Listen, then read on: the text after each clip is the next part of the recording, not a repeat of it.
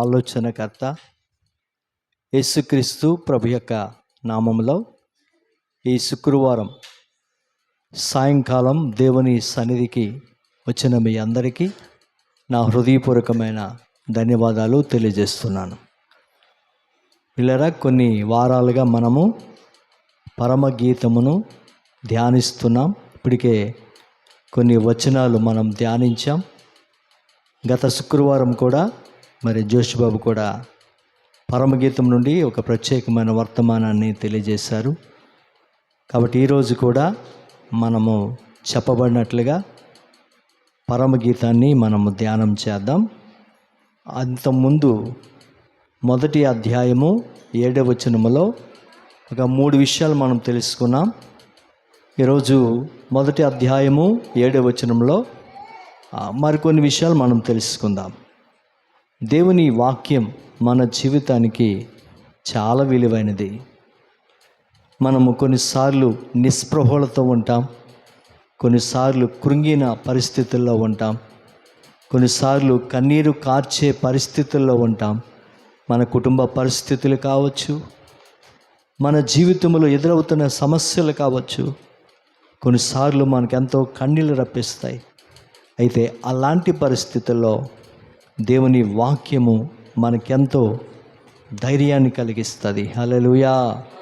కాబట్టి అటువంటి శ్రేష్టమైన వాక్యాన్ని ఈ రాత్రి కొంత సమయం మనం ధ్యానం చేద్దాం.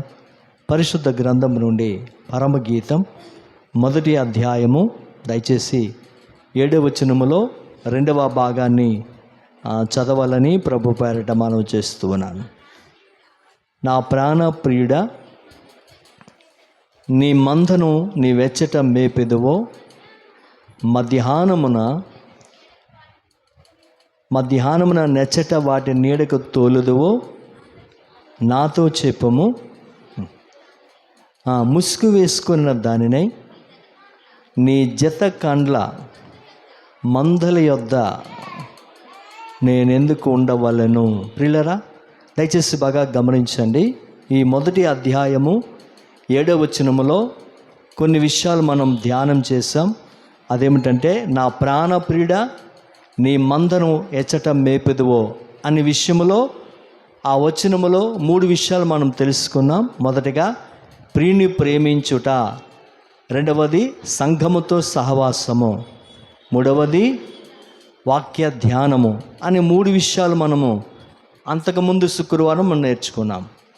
అయితే ఈ యొక్క దినమందు అదే వచనములో మరికొన్ని విషయాలు, మరొక 3 విషయాలు ఉన్నాయి. అవి మనం ధ్యానం చేద్దాం. అదేమిటంటే, ఆ లైన్లో మనం చూస్తే ఆ మొదటి అధ్యాయము 7వ వచనములో అక్కడ మనం చదవగలిగితే, మధ్యాహ్నమున నెచ్చటకు నీడకు వాటిని తోలుదువో నాతో చెప్పము, ముసుగు వేసుకున్న దానినై నీ జతకాండ్ల మందల యొద్ద నేనెందుకు ఉండవలెను.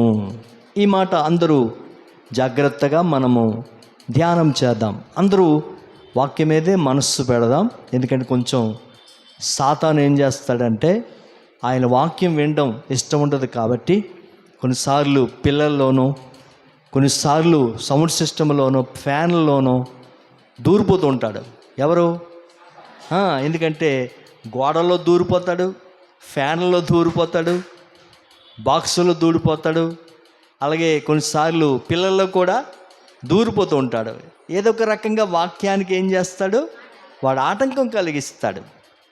కాబట్టి అలాంటి పరిస్థితుల్లో మీరు ఆటంకాల వైపు చూడకుండా మీరందరూ వాక్యం వైపే చూడాలి. హల్లెలూయా. అప్పుడు పరిశుద్ధాత్మ దేవుడు, మీ హృదయములను ఎరిగిన దేవుడు ఖచ్చితంగా మనతో మాట్లాడి మనకు కావలసిన వాక్య సందేశాన్ని దేవుడు మనకు అనుగ్రహించునుగాక. ఆమేన్. హల్లెలూయా, హల్లెలూయా. కాబట్టి వాక్యం యొక్క అంశం ఏమిటంటే, మధ్యాహ్నమున నెచ్చటికి నీడకు తోలుదువో నాతో చెప్పము అనే అంశం. కాబట్టి ఇందులో చాలా విషయాలు ఉన్నాయి. త్వరగా మనం ముందుకు వెళ్దాం. చెప్పండి నాతో పాటు అంశాన్ని. మధ్యాహ్నమున నెచ్చట నీడకు తోలుదువో నాతో చెప్పము. అంటే షూలమితి ఏమండి సొలొమోనుతో ఈ విధంగా మాట్లాడుతూ ఉంది. ఈ వచనములో ఎవరు చెప్తున్నారు? షూలమితి చెప్తుంది. తెలుసుకోవాలి ఎవరు చెప్పిన మాటలు అవి. సొలొమోను మాట్లాడుతున్నాడా? షూలమితి మాట్లాడుతూ ఉందా? చెలికత్తులు మాట్లాడుతున్నారా? యెరూషలేము కుమార్తెలు మాట్లాడుతున్నారా? ఎవరు మాట్లాడుతున్నారు అనే ఆలోచన మనకు వస్తే ఈ వచనములో ఎవరు మాట్లాడుతున్నారంటే షూలమితే మాట్లాడుతుంది. హల్లెలూయా, హల్లెలూయా. కాబట్టి ఆమె చెప్పే మాట ఏమిటో తెలుసా? మధ్యాహ్నమున నెచ్చటకు నీడకు తోలుదువో నాతో చెప్పము. ఏమండి, నీ జత నేను ముసుగు వేసుకున్న దానినై నీ జతకాండ్ల మందల యొద్ద నేను ఎందుకు ఉండవలను? ఇందులో 3 విషయాలు ఉన్నాయి. త్వరగా మనము ధ్యానం చేద్దాం. అయితే మొదటగా కనిపిస్తున్న విషయం ఏమిటంటే మధ్యాహ్నము అనేది ఎందుకు చెప్తుంది ఆమె? దయచేసి బాగా గమనించండి. అంటే మధ్యాహ్న సమయమున ఎండ తీవ్రత చాలా ఎక్కువగా ఉంటుంది. ఉదయకాల సమయంలో వాతావరణం చల్లగా ఉంటుంది, సాయంకాల సమయంలో వాతావరణం చల్లగా ఉంటుంది. కాబట్టి గొర్రెల కాపరులు అందరూ జాగ్రత్తగా వినండి. కొన్నిసార్లు సమాజంలో మనం చూస్తూ ఉంటాం, గొర్రెల కాపరులు ఏం చేస్తారో తెలుసా? మధ్యాహ్న సమయమందు ఆ గొర్రెలను ఏం చేస్తారంటే ఓ చెట్టు దగ్గరకో ఓ పర్వతం దగ్గరకో నీడ ఎక్కడైతే ఉందో ఆ ప్రాంతానికో వారు గొర్రెలను తీసుకొని వెళ్తారు. ఎందుకు అలా వెళ్తారు అంటే ఒకవేళ వారు వెళ్ళకుండా ఉన్నట్లయితే ఆ ఎండ తీవ్రతకు గొర్రెలు సమస్యల్ని ప్రాణం పోయే పరిస్థితి ఉంటుంది. అందుకే గొర్రెల కాపరులు ఎండ ప్రభావం ఎక్కడ ఉన్నప్పుడు ఆరు బయట వాటిని ఉంచరు, కానీ ఎక్కడైతే నీడ కనిపిస్తుందో, గొర్రెలకు ఎక్కడైతే విశ్రాంతి కలిగిస్తారో ఆ ప్రాంతానికి వాటిని తీసుకెళ్ళి ఎండ ప్రభావం తగ్గినంత వరకు కూడా ఆ మందను వారు నీడలో విశ్రమింపచేస్తారు. హల్లెలూయా, హల్లెలూయా. కాబట్టి మధ్యాహ్నము అనేది బాగా గమనించినట్లయితే ఉదయకాల సమయంలో ఎండ ఎలా ఉంటుందంటే చాలా తక్కువగా ఉంటుంది, వాతావరణం అంతా చల్లగా ఉంటుంది. అలాగే సాయంకాలం కూడా ఎండ చాలా తక్కువగా ఉంటుంది, వాతావరణం చల్లగా ఉంటుంది.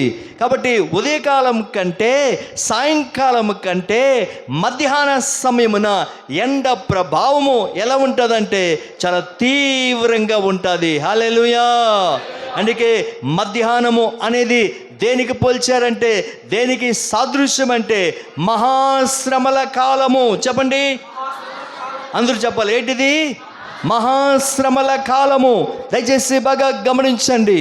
మహాశ్రమల కాలము అంటే దాని అర్థం ఏమిటంటే శ్రమలు అనేవి చాలా ఎక్కువగా ఉంటాయి.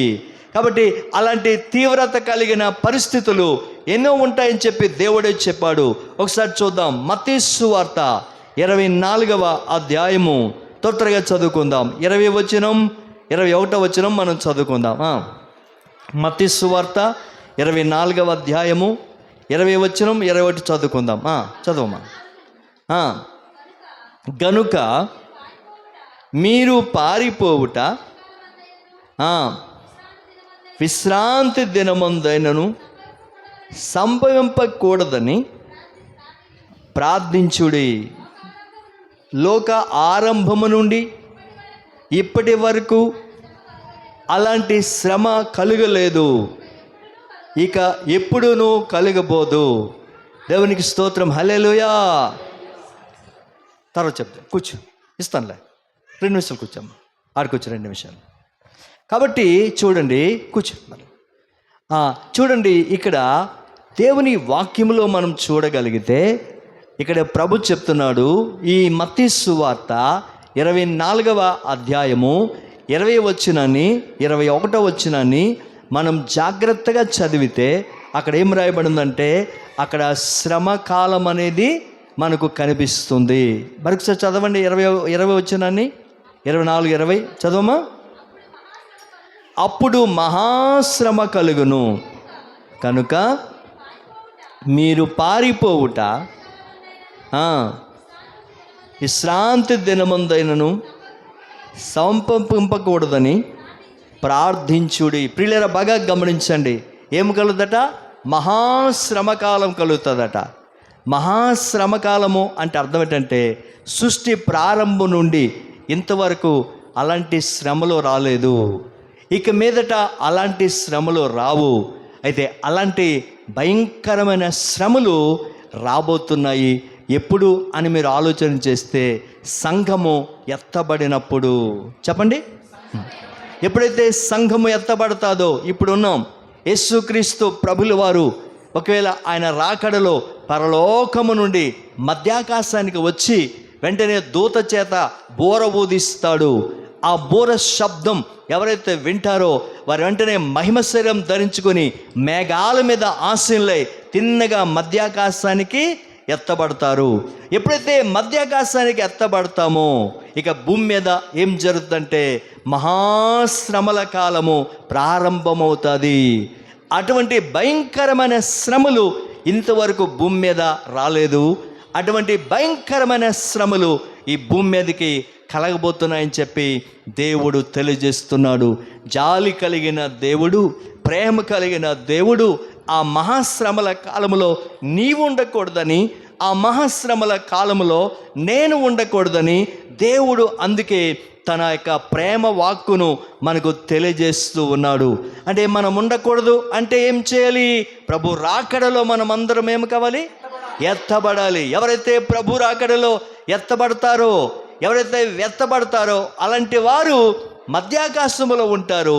ఎవరైతే విడిచిపెట్టబడతారో వారు మహాశ్రమల కాలంలో ఉంటారు. ఆ మహాశ్రమల కాలంలో భయంకరమైన శ్రమలు వస్తాయి. ఎలాంటివంటే ఒకసారి మీకు చూపిస్తాను చూడండి. ప్రకటన గ్రంథం 8వ అధ్యాయము 7వ వచనం, 8వ వచనం, 9వ వచనం త్వరగా చదువుకుందాం. ప్రకటన గ్రంథం 8వ అధ్యాయము 7వ వచనం, 8వ వచనం, 9వ వచనం చదువుదాం. ఒక్కొక్క వచనం చదవండి, ఒక్కొక్క వచనం చదవండి. చూడండి, అందరూ ముందు ఏం గుర్తు చేసుకోవాలంటే మధ్యాహ్నము అంటే ఏం చెప్పాను?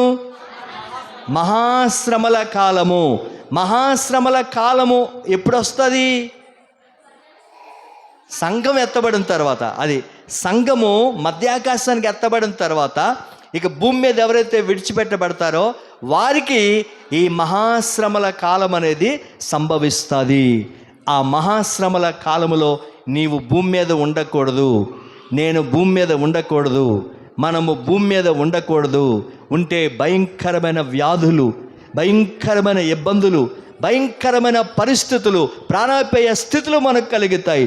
ఆ భయంకరమైన శ్రమలు ఎలాంటివంటే ఇప్పుడు సృష్టి ప్రారంభం నుండి ఇంతవరకు అలాంటి శ్రమలు ఇంతవరకు రాలేదు. తర్వాత అది అయిపోయిన తర్వాత ఇక మీదట అలాంటి జీవితంలో ఇంకెప్పుడు రావు. అలాంటి భయంకరమైన శ్రమలు ఈ భూమి మీద రాబోతున్నాయి. ఎప్పుడంటే సంఘము ఎత్తబడిన తర్వాత. కాబట్టి విడిచిపెట్టబడిన గుంపులో నీవు ఉండకూడదు, నేను ఉండకూడదు.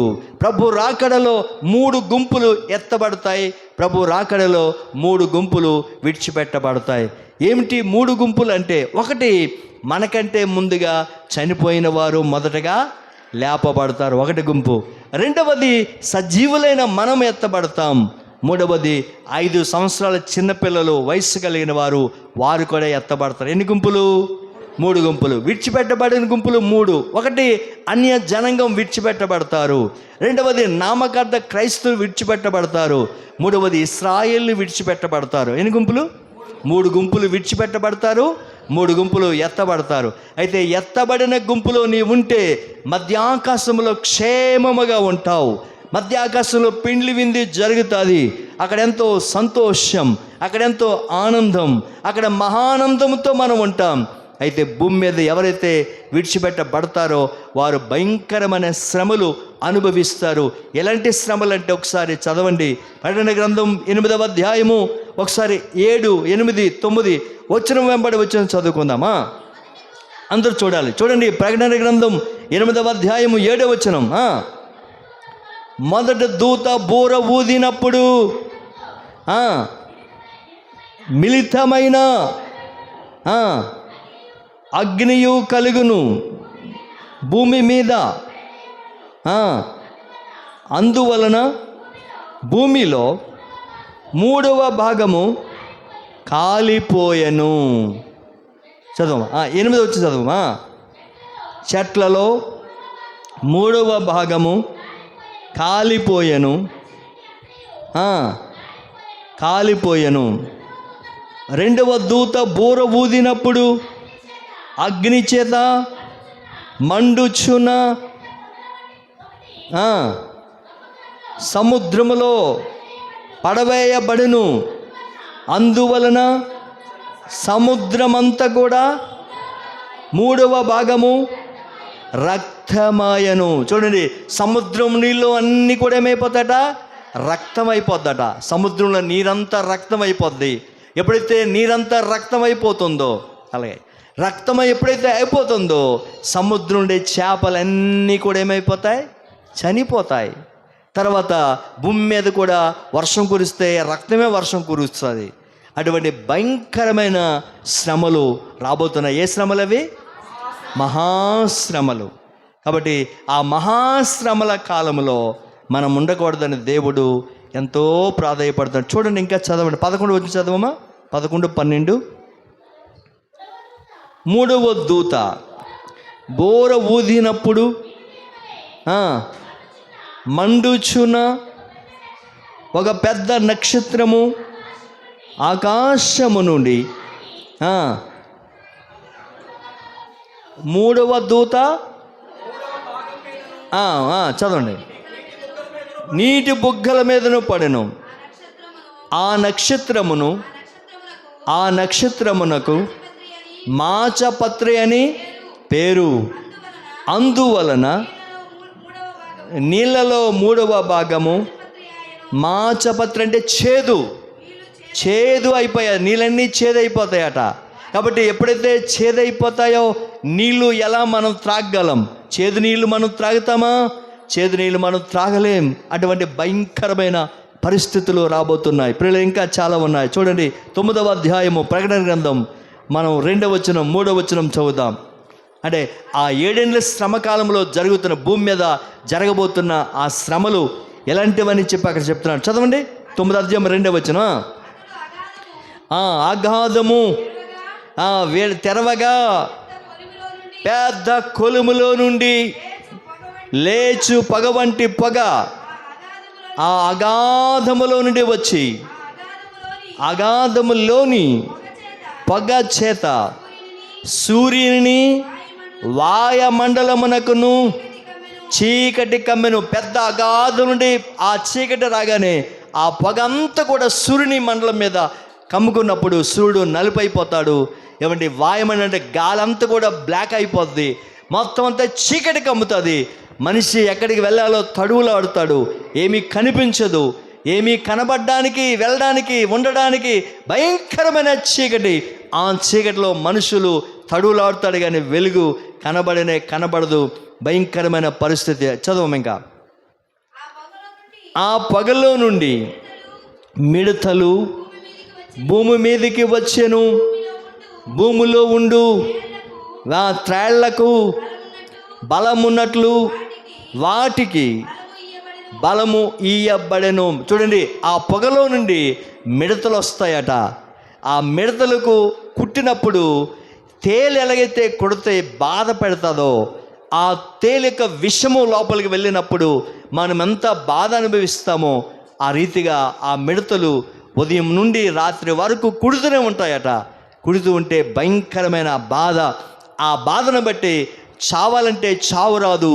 కాబట్టి ఒకవేళ ఎక్కడైనా పడి చచ్చిపోదామంటే మనం చూసిన ఆ చెరువులు, బావులు అన్నీ మనం చూసి పారిపోతాయి.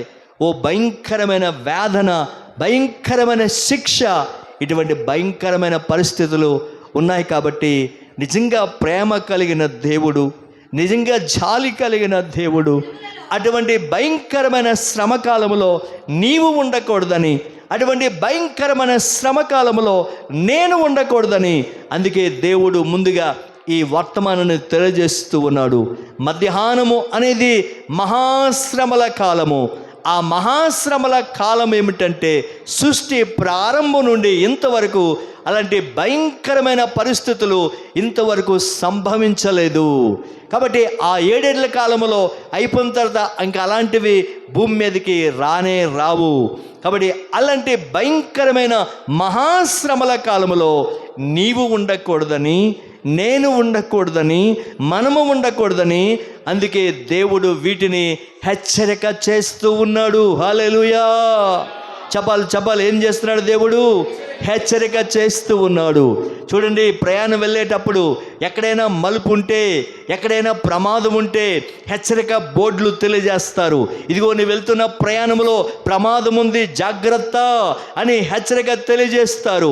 అదే రీతిగా మహాశ్రమల కాలములో భయంకరమైన శ్రమలు వస్తాయి. మహాభయంకరమైన శ్రమ కాలంలో ఓ మిడతలు వస్తాయి, ఓ భయంకరమైన చీకటి కమ్ముతుంది, నీళ్లు చేదైపోతాయి, నీళ్లు రక్తమైపోతుంది, మనిషి బ్రతకడానికి అవకాశం ఉండదు. అలాగని చెప్పి శ్రమలు భరించలేక చావుదామంటే చావు రాదు, బ్రతకాలంటే బ్రతుకుతాదు. అటువంటి పరిస్థితుల్లో మానవుడు కొట్టుమిట్టాడుతాడు. శ్రమలు తట్టుకోలేక, శ్రమలకు తాళలేక నేను చావాలి అనే పరిస్థితిని బట్టి కత్తితో పొడుచుకుంటే చావు రాదు, బావిలో పడిపోతే చావు రాదు, బండలతో గుద్దుకుంటే చావు రాదు. అటువంటి భయంకరమైన శిక్ష రాబోతుంది. కాబట్టి దేవాది దేవుడు తన బిడ్డలైన మనకు ఏం చేస్తాడంటే హెచ్చరిక చేస్తూ ఉన్నాడు. హల్లెలూయా. ఎందుకంటే ఆ భయంకరమైన శ్రమ కాలంలో మనం ఉండకూడదని జాలి కలిగిన దేవుడు, ప్రేమ కలిగిన దేవుడు, ప్రాణం పెట్టిన దేవుడు, త్యాగం చేసిన దేవుడు, శిలువ మీద తన ప్రాణాన్ని పణంగా పెట్టిన దేవుడు ఈ రాత్రికాల సమయమందు ఆ మహాశ్రమల కాలములో మనం విడిచిపెట్టబడకూడదని దేవుడు మనకు హెచ్చరిక చేస్తూ ఉన్నాడు. ఆమేన్. హల్లెలూయా. హల్లెలూయా. కాబట్టి ప్రకటన గ్రంథములో ఆ మహాశ్రమల కాలములో ఏమేమి జరుగుతుందో చాలా వివరంగా రాశాడు.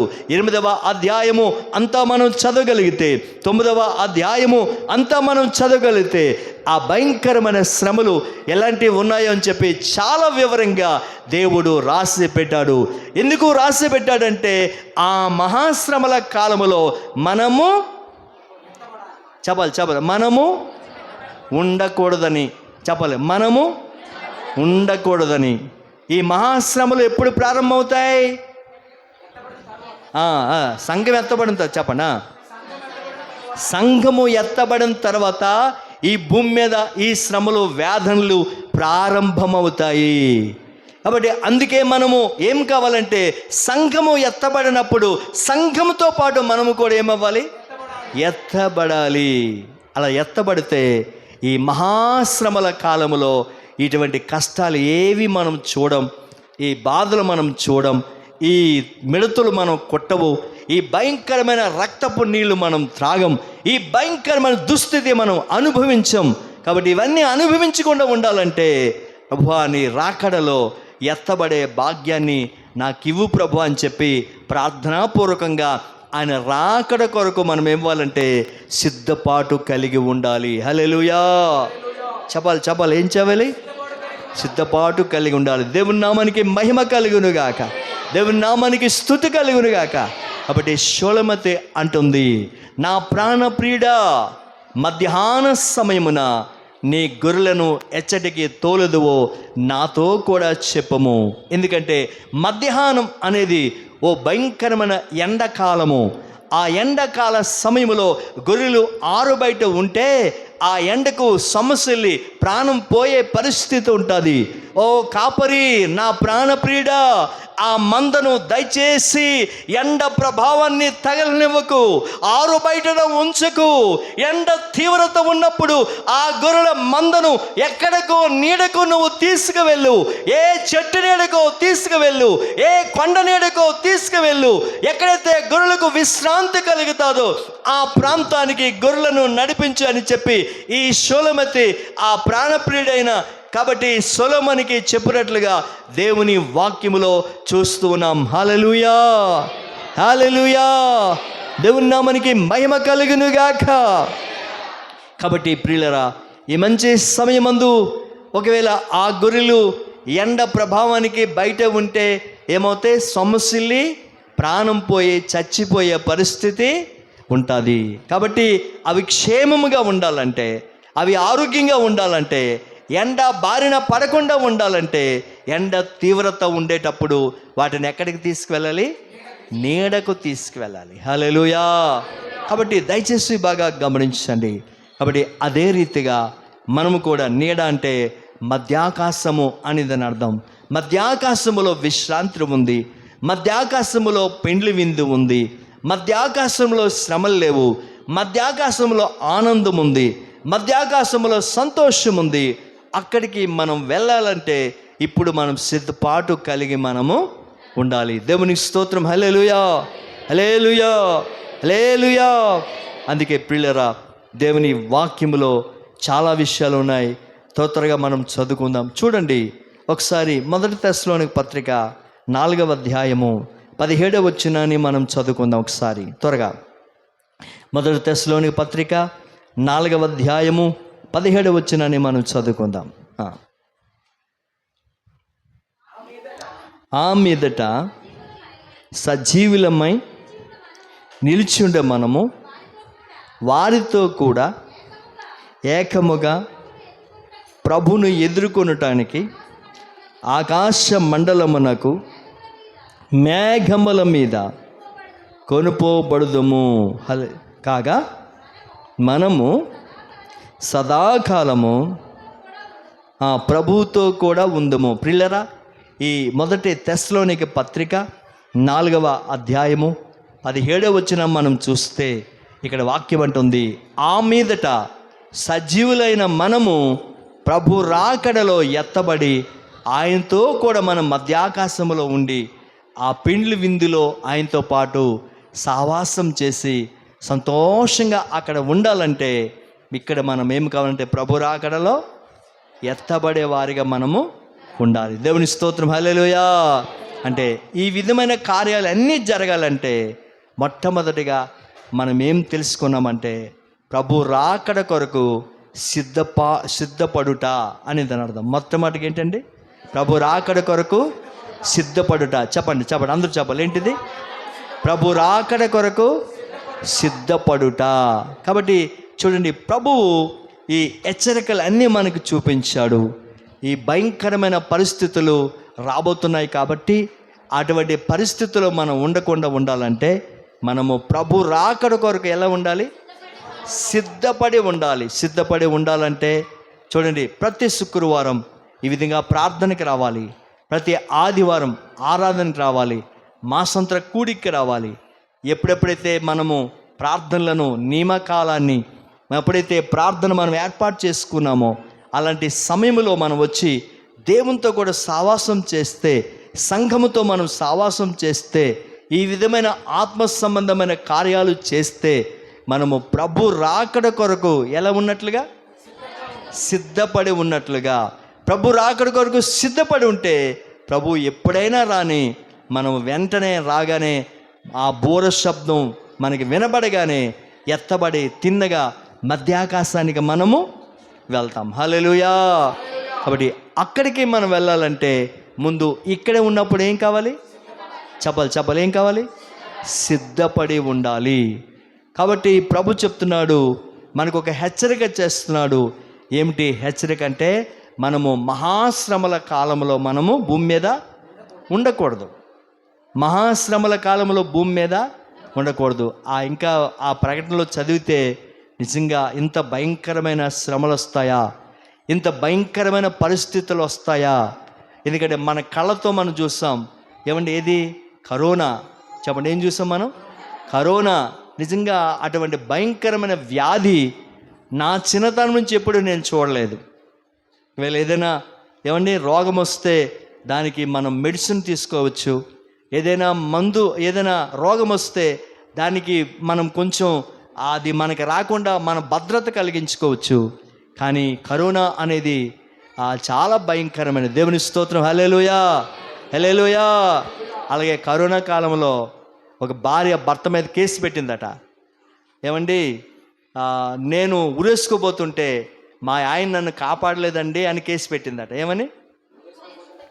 నేను ఉరేసుకోబోతుంటే మా ఆయన నన్ను కాపాడలేదని కేసు పెడితే ఆయన అప్పుడు చెప్పాడు కోర్టులో. ఏం చెప్పాడంటే, అప్పుడు నేను సోషల్ డిస్టెన్స్ పాటిస్తున్నానండి అన్నాడట. ఏమన్నాడు ఆయన? సోషల్ డిస్టెన్స్ పాటిస్తానండి అని చెప్పాడట. అంటే అప్పుడు ఎలాగున్నాడు? అప్పుడు ఎలాగుండాలి మనం? కరోనా కాలంలో ఎలాగుండేవారు? దూరంగా ఉండేవారు. దేవుని స్తోత్రం, హల్లెలూయా. కాబట్టి దయచేసి అందరం జాగ్రత్తగా దేవుని వాక్యం మనం విందాం. కాబట్టి రాత్రి ప్రభు 3 విషయాలు మనతో మాట్లాడబోతున్నాడు. మొదటి విషయం మనం ఏం తెలుసుకున్నాం? మహాశ్రమల కాలం అంటే ఏంటి? మధ్యాహ్న కాలం అంటే ఏంటి? మహాశ్రమల కాలం. మహాశ్రమల కాలంలో మనం ఏం కాకూడదు? భూమి మీద ఉండకూడదు. కాబట్టి మనం ఏం కావాలి? ప్రభు రాకడలో ఎత్తబడాలి. ఎత్తబడాలంటే ఇప్పుడు ఎలాగుండాలి మనము? ప్రభు రాకడ కొరకు సిద్ధపడి ఉండాలి. ప్రభు రాకడ కొరకు సిద్ధపడి ఉన్నప్పుడు ప్రభు ఎప్పుడైనా, రేపైనా, నేడైనా, ఎప్పుడు వచ్చినా సరే మనం ఎత్తబడి ఆయనతో పాటు కూడా మధ్యాకాశంలో ఉండే అవకాశాన్ని ప్రభు మనకు కలిగిస్తాడు. హల్లెలూయా. కాబట్టి ఈ లోకం మనకు శాశ్వతమైనది కాదు. కాబట్టి ఇంకా మనం లోకములో నాకు ఇది లేదు, అది లేదు, నేనేది సంపాదించలేకపోయాను, కాబట్టి ఏమీ చూడలేకపోయాను అని వాటి కోసం మనం ఆరాటం పడకుండా ఏదైతే ప్రభు మనకిచ్చాడో కాబట్టి వాటితో తృప్తిపడి ఈ జీవితాన్ని ప్రభు కోసం జీవించినప్పుడు రాబోతున్న రాకడలో ఎత్తబడి తిన్నగా మనం మధ్యాకాశానికి వెళ్ళి ప్రభుతో కూడా 7 సంవత్సరాలు ఆ పెండ్లి విందులో యేసు ప్రభుతో కూడా మధ్యాకాశంలో మనము ఉంటాము. కాబట్టి ఎత్తబడే అవకాశాన్ని ప్రభు మనకు కలిగించాలని, నేను ఎత్తబడ్డానికి ఏం చేయాలి, నేను ఎత్తబడ్డానికి నేను ఎలా ఉండాలి అని ఆలోచనతో మనం ఉండాలి. దేవుని స్తోత్రం, హల్లెలూయా, హల్లెలూయా.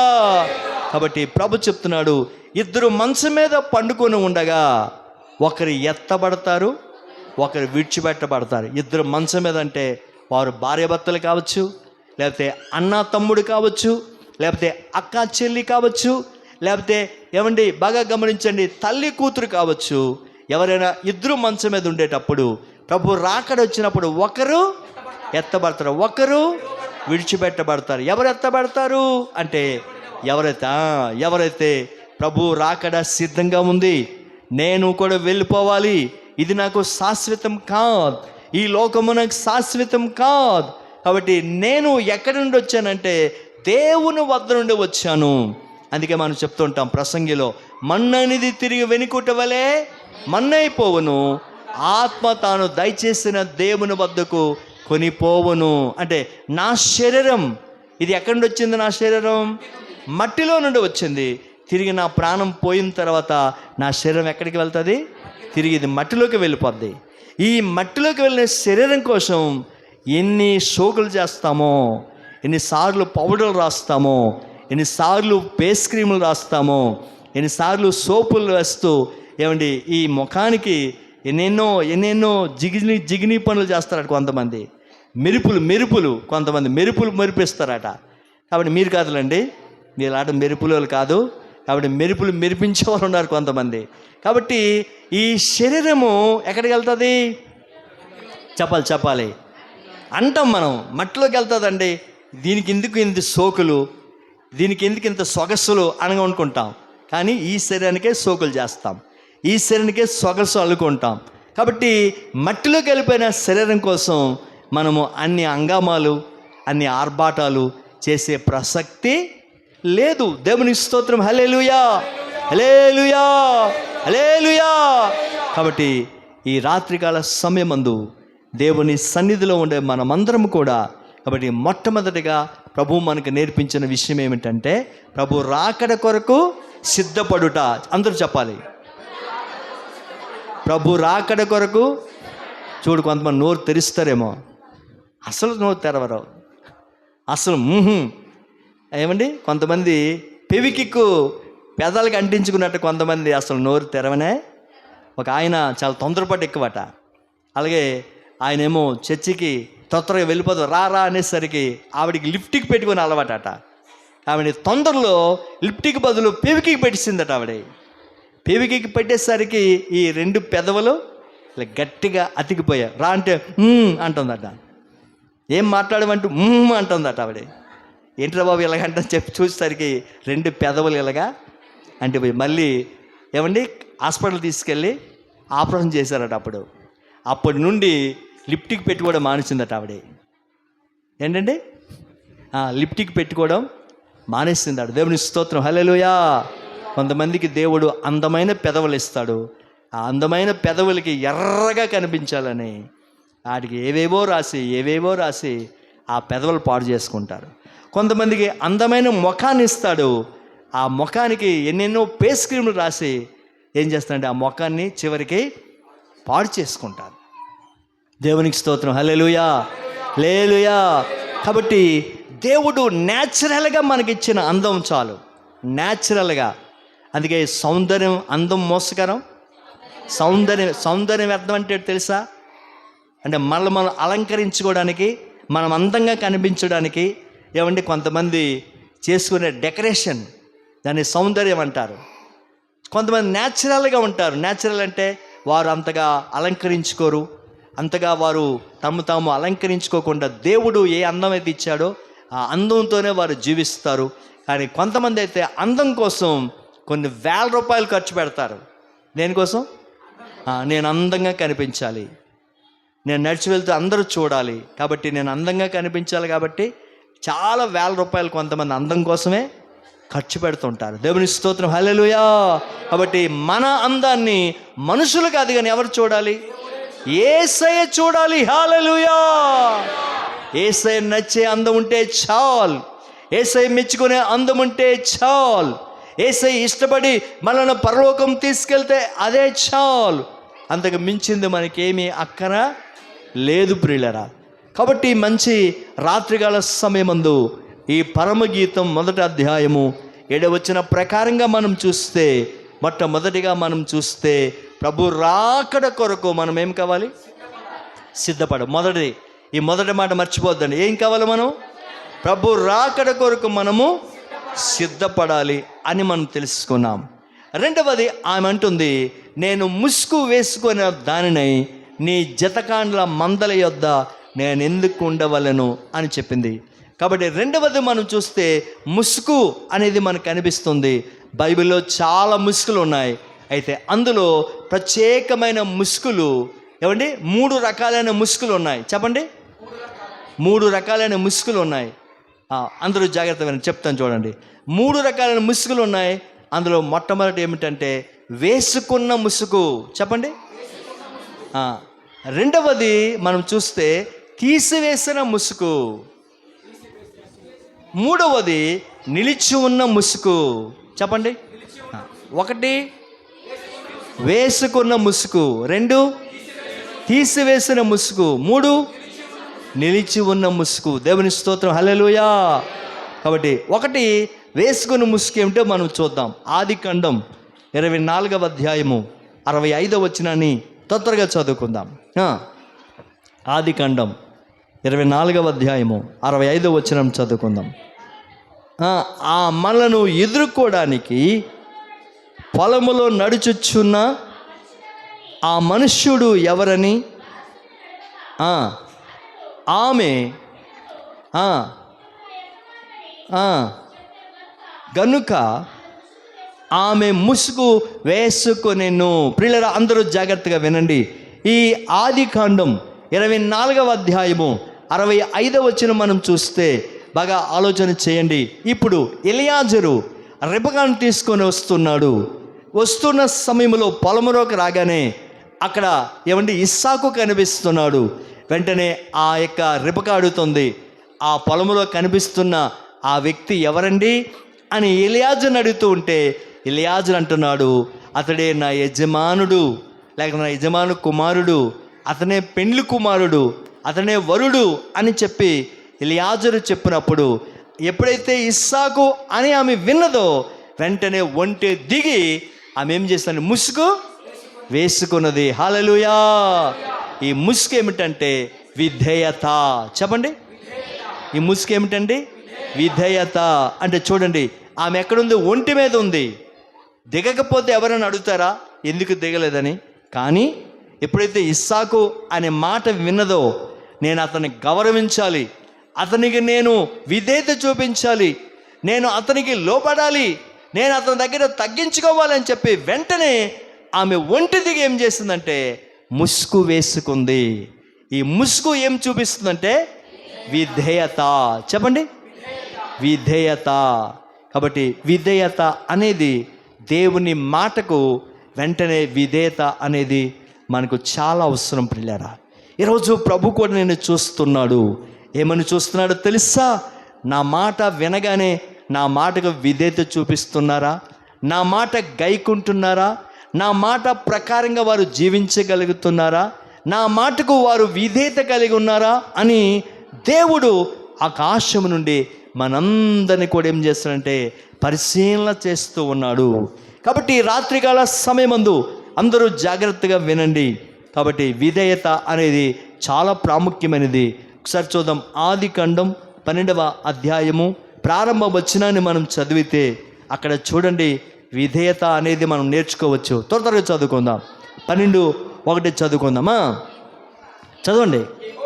యెహోవా నీవు లేచి నీ దేశము నుండి, నీ బంధువుల వద్ద నుండి, నీ తండ్రి ఇంటి నుండి బయలుదేరి నేను నీకు చూపించు దేశమునకు వెళ్ళుము.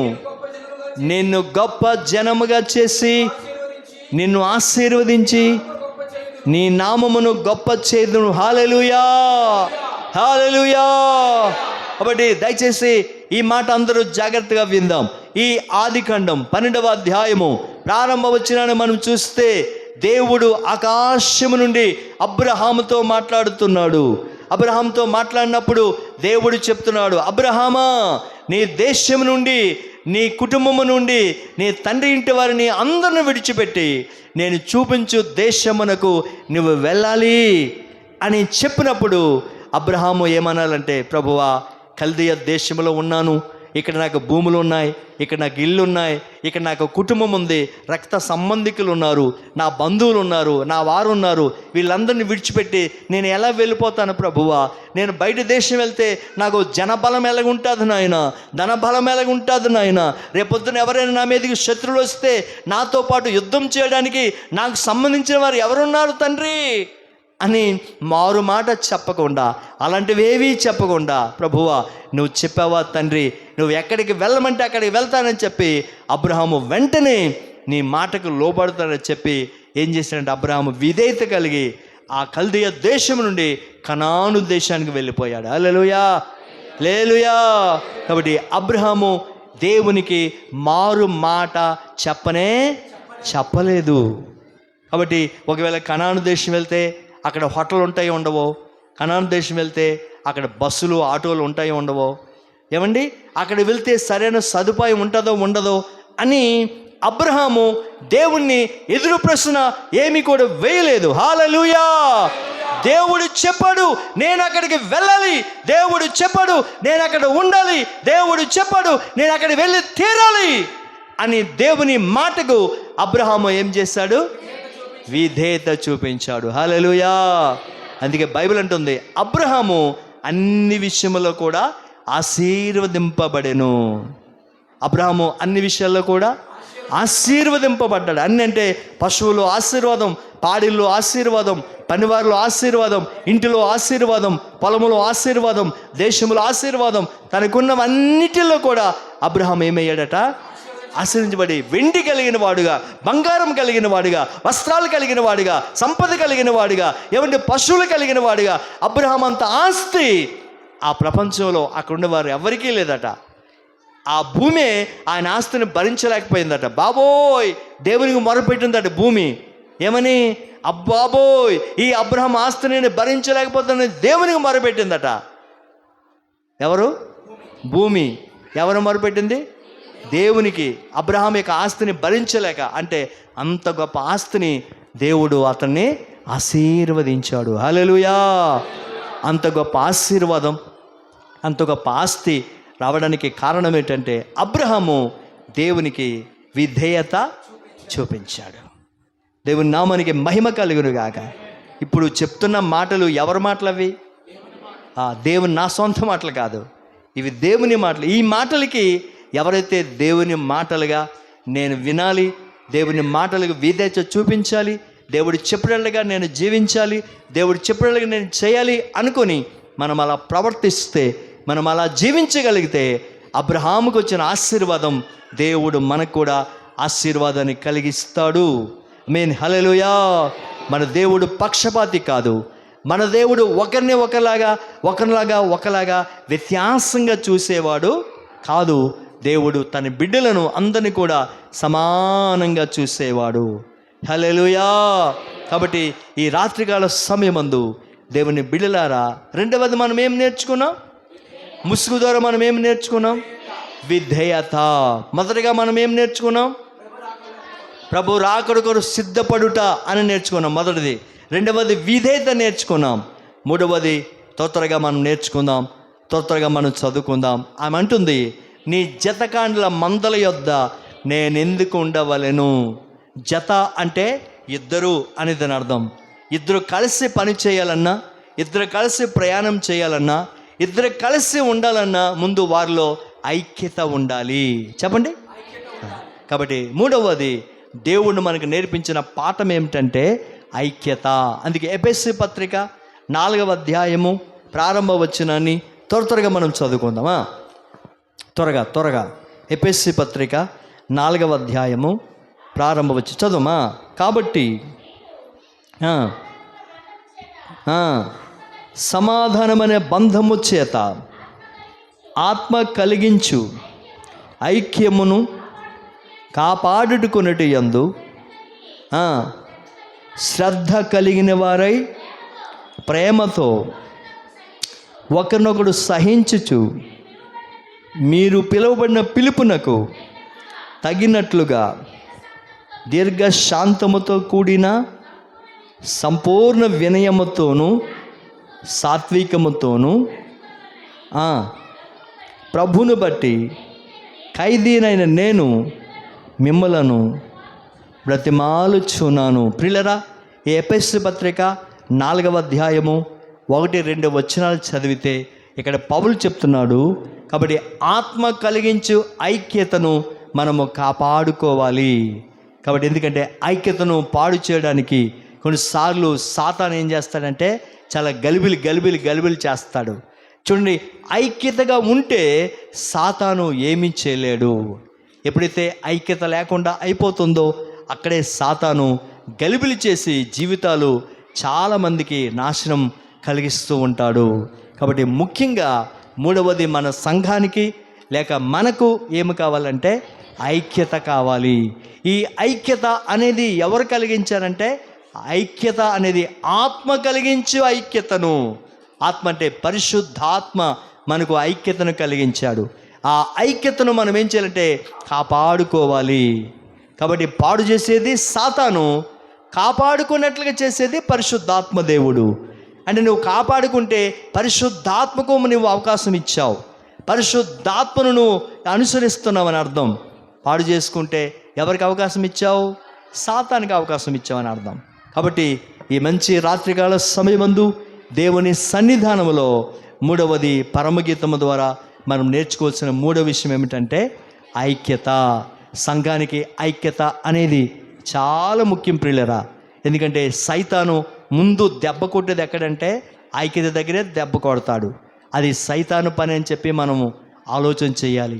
ఒకసారి చూడండి, సంఘం మంచిగా అభివృద్ధి పొందుతూ ఉంది.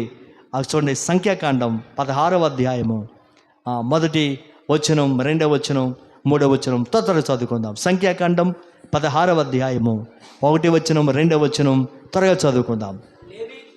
లేవికి ముని మనమడను కహాతుకు మనమడను కోరహు రూబేనీలలో దాతాను అబీరాములను లోనును ఇజ్రాయిలీలో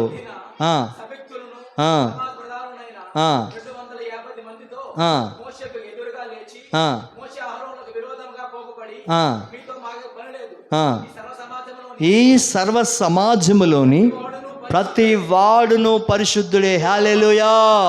మా అందరూ జాగ్రత్త వినండి.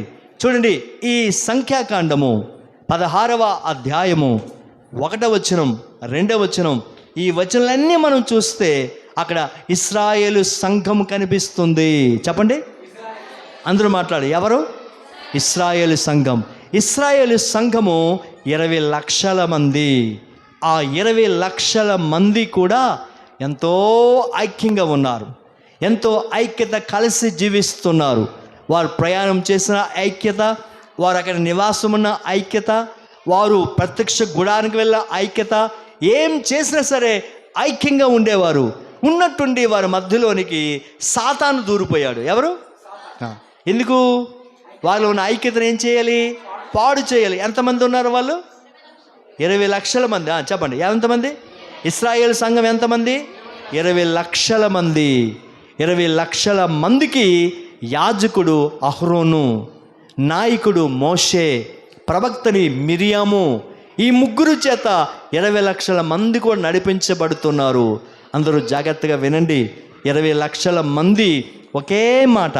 మోషే ఆగండి అంటే ఆగిపోయారు, పదండి అంటే ముందుకు అడుగులేసేవారు, ఆరాధించండి చేతులు పైకెత్తేవారు, స్తుతించండి చేతులు ప్రభుని స్తుతించేవారు, పదండి యుద్ధానికి ఆయుధాలు ధరించేవారు. మోషే ఏం చెప్తే 20 లక్షల మంది అదే పని చేసేవారు. కారణం ఏమిటి? అందరూ చెప్పలా? కారణం ఏమిటి? ఐక్యత. అయితే అందులో ఒక ముగ్గురు వచ్చారు పైకి, అబీరాము, దాతాను, కోరాహు. ఆ ముగ్గురు వచ్చి ఏమన్నారంటే, మనము కూడా ఎవరమో తెలుసా? లేవి గోత్రానికి సంబంధించిన వారమే. అంటే లేవి గోత్రికులు మాత్రమే ఏమండి వారు ప్రత్యక్ష గుడారములో ధూపం వేయచ్చు, ప్రత్యక్ష గుడారములో అడుగు పెట్టచ్చు. లేవి గోత్రం కాకుండా ఏ గోత్రం కూడా ప్రత్యక్ష గుడారంలోనికి రాకూడదు. అది దేవుని సిస్టమ్, అది దేవుని నియమం, అది దేవుని నిర్ణయం.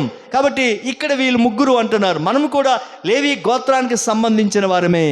కాబట్టి కేవలము అహరోను మాత్రమే అక్కడ ధూపార్తిని పట్టుకొని ప్రత్యక్ష గుడారంలో ధూపం వేస్తాడా? మనము కూడా ధూపం వేయచ్చు, మనము కూడా ధూపార్తిని తీసుకొని వెళ్ళొచ్చు అని చెప్పి 250 మందిని ధూపార్తులు పట్టుకొని ప్రత్యక్ష గుడారంలోనికి ధూపం వేయడానికి వెళ్ళారు. దేవుని స్తోత్రం, హల్లెలూయా.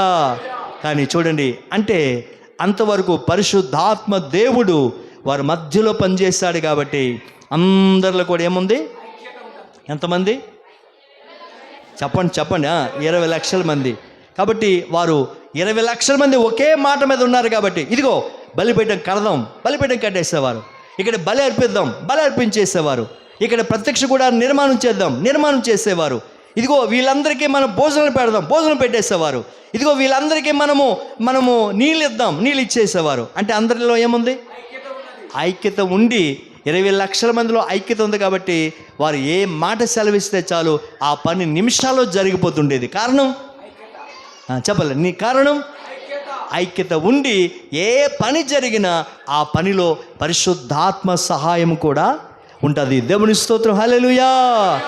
ఎప్పుడైతే ఈ ముగ్గురు లేచి గలిబిలి చేసేసారో, ఎప్పుడైతే ఈ ముగ్గురు లేచి గలిబిలి ఎవరా ముగ్గురు పేర్లు చెప్పాను? అబీరాము, కోరాహు, దాతాన్. ఈ ముగ్గురు లేచి ఎప్పుడైతే గలిబిలి చేసేసారో వెంటనే ఆకాశం నుండి అగ్ని వచ్చి 250 మందిని దహించగా వారు అక్కడికక్కడే ఏమైపోయారంటే చచ్చిపోయారు. ఎందుకు విషయం చెప్పని తెలుసా? వారు అంతవరకు ఐక్యత కలిగి ఏమండి చక్కగా అంతా చేశారు. ఎప్పుడైతే వారిలో ఐక్యత లోపించిందో, ఎప్పుడైతే సాతానికి వారు చోటిచ్చారో వారందరూ కూడా అక్కడే చనిపోయారు. చనిపోయిన కారణం బట్టి గలిబిలి అయిపోయింది. గలిబిలి అయిపోయిన తర్వాత చాలా ఇబ్బంది పడ్డారు. మరలా దేవుడు మాట్లాడి వారితో ముచ్చటించినంత వరకు కూడా పరిస్థితులన్నీ కూడా తారుమారం అయిపోయాయి. ఎందుకు విషయం చెప్పానంటే ఐక్యత చాలా ప్రాముఖ్యమైనది. ఐక్యత కలిగిన చోట కొంచెం మంది ఉన్నా సరే దేవుడు అద్భుతమైన కార్యాలు జరిగిస్తాడు. ఐక్యత లేని చోట లక్షలు ఉన్నా సరే ఏమీ జరగదు. ఎందుకంటే అక్కడ పరిశుద్ధాత్మ దేవుడు లేడు. కాబట్టి 20 లక్షల మందిలో ముందు పరిశుద్ధాత్మ దేవుడు ఉండోడు కాబట్టి వెంటనే కార్యాలు జరుగుతుండేవి. ఎప్పుడైతే ముగ్గురులో దురాత్మ దూరిపోయి గలిబిలి చేసేసిందో మొత్తం 20 లక్షల మంది పాడైపోయారు. వారి మీదకి 250 మంది మీదకి అగ్ని వచ్చిన కారణం బట్టి అక్కడెక్కడ వారు చనిపోయారు. పరిస్థితులు చాలా ఘోరంగా మారిపోయాయి. అప్పుడు వాళ్ళకి అర్థమైంది, ఓహో మనం ఐక్యత లేని కారణం బట్టి మనమంతా నష్టపోయాం, ఇక అలా జరగడదు. మనకు నాయకుడు ఎవరు? ఇన్నిసార్లు విన్నారు, అయినా మీరు చెప్పట్లేదా? మనకి నాయకుడు, మనకి యాజకుడు, ప్రవక్తని, వీళ్ళు ముగ్గురు ఎలా చెప్తే అలా నడుచుకుందాం, ఇక మనకి ఎవరు వద్దు అని చెప్పి ఆ ముగ్గురు మాట మీద సమాజం మళ్ళా ఏకమయ్యారు. అప్పుడు వారు ఏమంటే అక్కడి నుండి కనాను వెళ్ళినంత వరకు కూడా దేవుని వారి మధ్యలో ఉండి పగటి కాలంలో మేఘస్తంభముగా, రాత్రి సమయంలో అగ్ని